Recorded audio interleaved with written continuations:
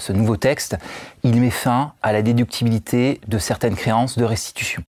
Concernant les contrats d'assurance vie et de capitalisation, nos conventions de démembrement prévoient bien cet accord du nu propriétaire en cas de rachat au-delà de la valorisation du contrat.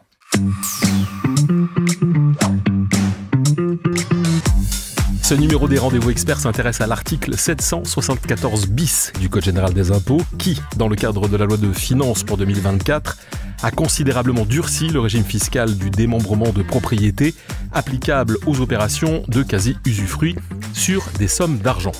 Je reçois aujourd'hui un expert de la question. Il s'agit d'Alexandre Plat. Bonjour Alexandre, bienvenue dans ce podcast. Bonjour. Alors Alexandre, vous êtes ingénieur patrimonial chez BNP Paribas Cardiff et c'est votre tout premier podcast Rendez-vous Expert avec nous. Absolument. Commençons, si vous le voulez bien, par nous rappeler en quoi consiste un quasi-usufruit.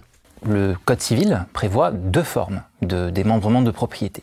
Tout d'abord, il y a le démembrement simple, qui est la situation où l'usufruitier ne dispose que d'un droit d'usage et d'un droit au fruit sur le bien démembré.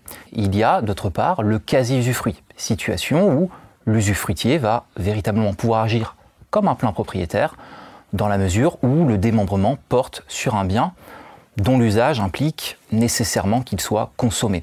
Et l'exemple le plus courant étant une somme d'argent. Dans cette configuration, le nu propriétaire est simplement titulaire d'une créance de restitution à l'encontre de l'usufruitier et au décès de ce dernier, le nu propriétaire sera donc remboursé en imputant cette créance au passif de la succession de l'usufruitier. Et c'est donc dans ce fameux article 774 bis du Code général des impôts qui a modifié assez significativement les démembrements en quasi-usufruit, c'est bien ça? En effet, ce nouveau texte, il met fin à la déductibilité de certaines créances de restitution. En fait, cela va concerner deux types d'opérations. On va avoir les quasi-usufruits sur des sommes d'argent pour lesquelles le défunt s'était réservé un usufruit.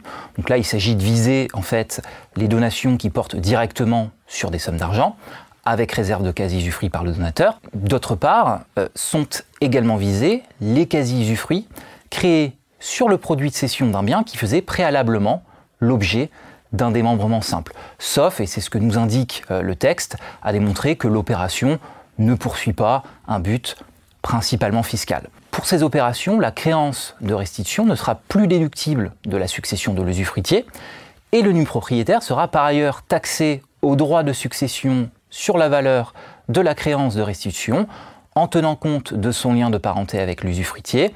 Donc, on comprend que la volonté du législateur ici, c'est de mettre fin, tout simplement, à l'intérêt fiscal que pouvaient présenter de telles opérations. À partir de quel moment, à partir de quelle période cette mesure est appliquée? Le texte indique que sont concernées les successions ouvertes à compter du 29 décembre 2023. Donc, ce qu'il est très important de comprendre, c'est que ce n'est pas la date à laquelle est intervenue la création du quasi-usufruit qui importe, mais la date à laquelle va s'ouvrir la succession. Autrement dit, les opérations concernées seront les quasi-usufruits pour lesquels l'usufruitier est décédé postérieurement à cette date du 29 décembre 2023. Est-ce qu'on peut en déduire, finalement, quand on vous écoute, qu'il n'y a plus vraiment d'intérêt au point de vue fiscal sur les quasi-usufruits qui concernent les sommes d'argent? Et est-ce que les clauses bénéficiaires démembrées en assurance vie sont aussi concernées par cet article?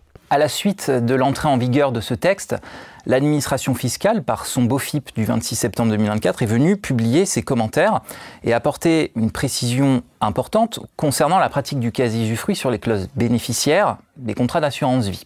L'administration fiscale indique que sont exclus du champ d'application de l'article 774 bis du Code général des impôts les clauses bénéficiaires démembrées des contrats d'assurance vie pour lesquelles il est institué un quasi-usufruit au profit du bénéficiaire, rappelant ainsi que, du fait du mécanisme de la stipulation pour autrui, le défunt ne se réserve ici aucun usufruit. Donc une telle stratégie conserve tout son intérêt.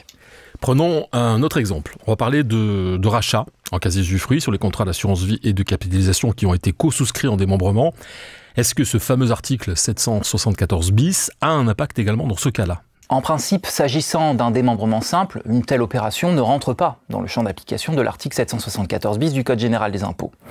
En revanche, s'il est décidé par les parties que l'usufruitier pourra effectuer un rachat sous forme de quasi-usufruit, alors l'opération sera susceptible de tomber dans le champ d'application de l'article 774 bis du Code général des impôts, sauf encore une fois à démontrer que l'opération ne poursuit pas un but principalement fiscal.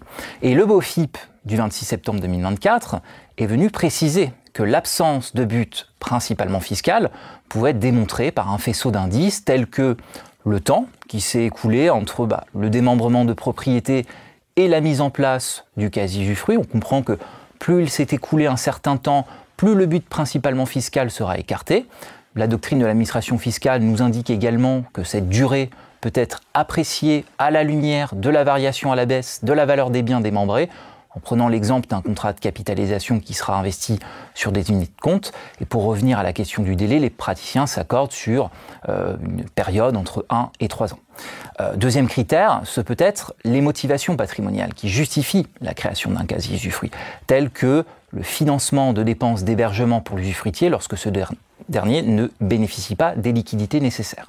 Et puis dernier critère, ce peut être aussi le degré de l'attitude de l'usufruitier à décider du report du démembrement sur le produit de cession. Autrement dit, plus le nu propriétaire pourra démontrer l'exercice de ses droits, non seulement quant à la cession du bien et le report du démembrement sur le produit de cession, plus il pourra être démontré que l'opération ne poursuit pas un but principalement fiscal. J'attire l'attention sur le fait que concernant les contrats d'assurance vie et de capitalisation, nos conventions de démembrement prévoient bien cet accord du nu propriétaire en cas de rachat au-delà de la valorisation du contrat.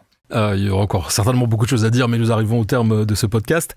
Alexandre, un dernier mot de conclusion ? L'importance, effectivement, c'est la bonne rédaction des conventions de démembrement afin de matérialiser, de tracer l'intention des parties. Nous mettons à votre disposition ces documents via votre espace Finagora et le chatbot Lire. Excellent conseil. Et rappelons également, Alexandre, que nos partenaires CGP Courtier peuvent s'adresser aussi à leur chargé de partenariat régional pour avoir plus ample d'informations et se mettre en relation avec vous et le service ingénierie patrimoniale. C'est un plaisir de vous recevoir aujourd'hui pour cette première. Je vous dis merci et à bientôt. Merci. Et merci à vous d'avoir suivi ce nouveau numéro des Rendez-vous Experts. Alors si vous avez aimé ce podcast, partagez-le, commentez-le et n'hésitez pas à nous faire part des sujets que vous aimeriez que nous abordions ensemble. Vous pouvez le réécouter sur les comptes Cardiff, YouTube, LinkedIn et X et sur les plateformes Apple Podcast, Spotify et Ocha.